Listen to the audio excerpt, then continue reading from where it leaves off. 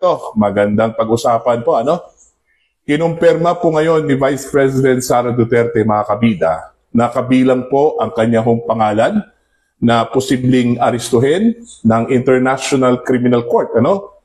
Kung sakali hong maglabas po ng warrant of arrest, ito hong ICC, laban po sa kanya, mga kabida, no? Maliban po kay VP Sara, kabilang din yung mga pangalan po, ano? Ni Senator Bongo, Senator Bato de la Rosa, former PNP Chief General Oscar Albayalde, ito hong si General Karamat, ano? Mga kabida, no? Now, napag-alaman po ito, according to Vice President Sara Duterte, sa isang panayam po, ano? Sa kanya sa Cebu City, while she was in The Hague, Netherlands, ano? Naramdaman na po niya yun, mga kabida, dahil bigla hong kinat yung kanya visitation schedule, ano, doon po sa kanyang ama. At nasisense na po niya yun na baka there's something wrong, ano. Kaya yun, at siguro, posibleng nakita po niya yung listahan, ano, hindi natin alam kung paano niya nalaman na kabilang po yung kanyang pangalan at yung mga binanggit po niyang mga names ng mga former generals, ano, okay? Now, pakinggan muna natin, ito hong si Vice President Sara Duterte sa isang panayam po sa kanya po, mga kabida, doon po sa Cebu City. PNP officials? Yes, sir. Oo. Naa ko sa listahan. Daghan kaayo mi nga naa sa listahan sa ICC. Nahibaw ko, ana, kay pag-abot na ko dito, natingala ko nga nung sa sugod, pwede pa ko mabisita kada adlaw.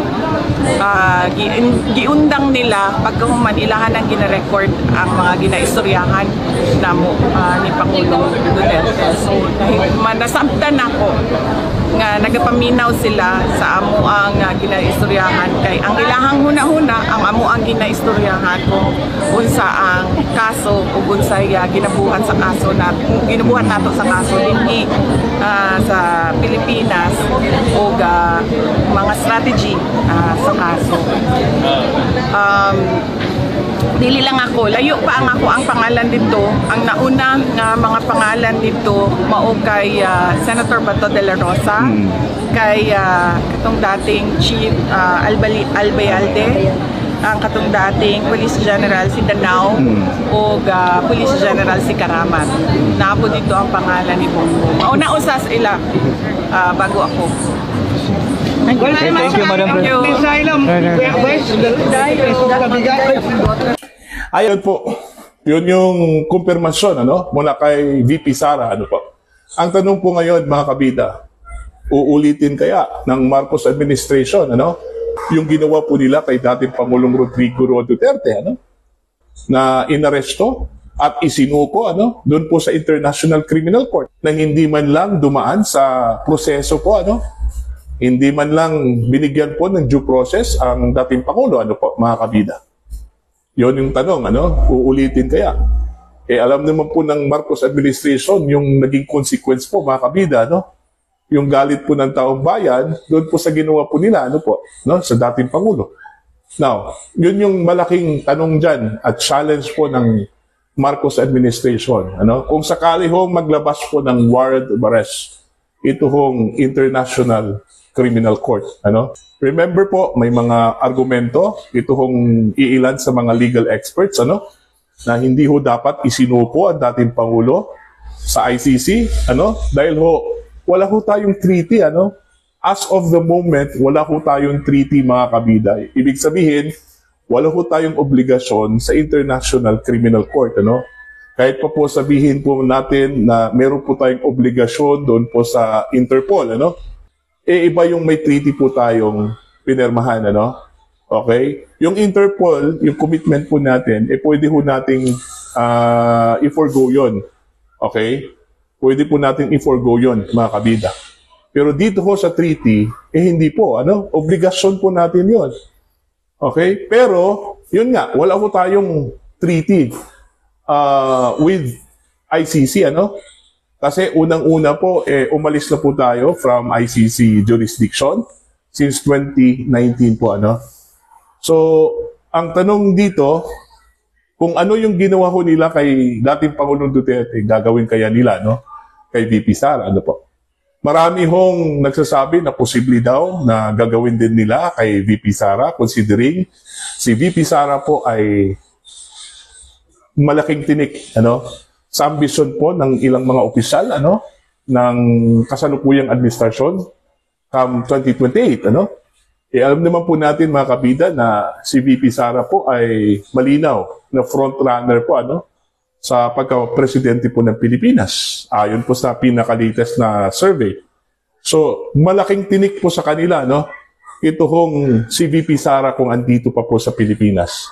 And most likely, baka po, mas lalong bumaba yung kanila pong popularity, yung trust ratings po, ng Pangulo, maging yung kanya hong performance ratings, po, kung andito po sa Pilipinas si VP Sara. So, ang posibilidad dyan, kailangan pong mawala si VP Sara, Yun yung possible na gagawin po ng Marcos administration despite sa posibleng violation po mga kabida sa mga batas po natin dito sa Pilipinas yung batas po natin patungkol po dun sa crimes against humanity option lang po yun mga kabida ayon po sa mga experts hindi talaga obligasyon ng Pilipinas na i-turn over natin sa ibang bansa yung ating kababayan okay so meron po tayong option na panatilihin po sa Pilipinas at dito ho i-try yung Pilipino na nagkasala po, mga kabida. Kasi working yung ating batas working yung ating justice system, Okay? Ang problema po, pwede ho nilang gawing argumento. Wala hong kasong isinampa, Laban po kay dating Pangulong Duterte dito sa Pilipinas, At wala ding kasong isinampa po, laban po kay Vice President Sara Duterte at yung mga kasamahan po niya, in relation po dun sa war on drugs, ng dating Pangulo dito ho sa Pilipinas. Paano ho sila matry po dito sa Pilipinas, Yun yung posibleng argumento daw, mga kabida, according to some experts. Okay? Now, ito, marami hong naniniwala na ang pananatili ho ni Vice President Sara Duterte dito malaki hong problema yan.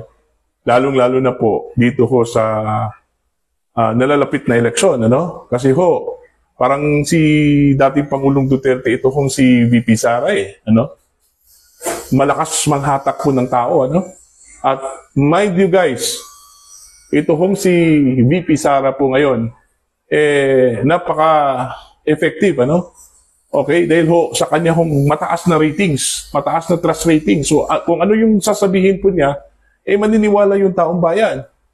Okay?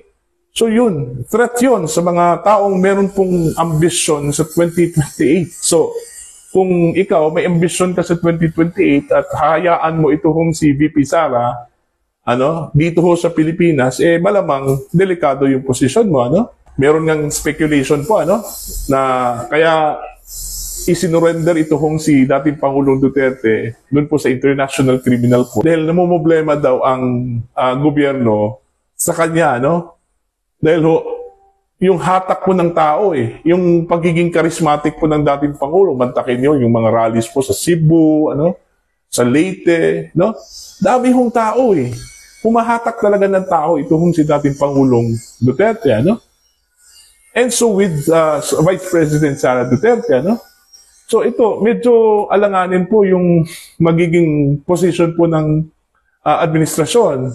Okay? Lalong-lalo na po ngayon, mga kabida, palapit na pong eleksyon.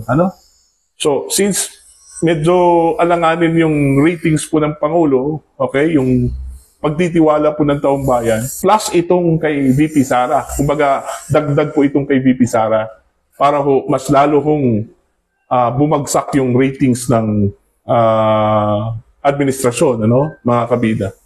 So, meron pong mga haka-haka na possible na baka kung ano yung ginawa daw kay dating Pangulong Duterte, posibleng yun din ang gagawin din ng Marcos administration para tuluyan pong wala na pong tinik yung mga personalidad na meron pong ambisyon po, mga kabida, sa 2028 at lalong-lalo na po yung kanila pong drive na mananalo yung lahat ng mga kandidato po mga kabida ngayong midterm election sa ilalim po ng administrasyon. Ano?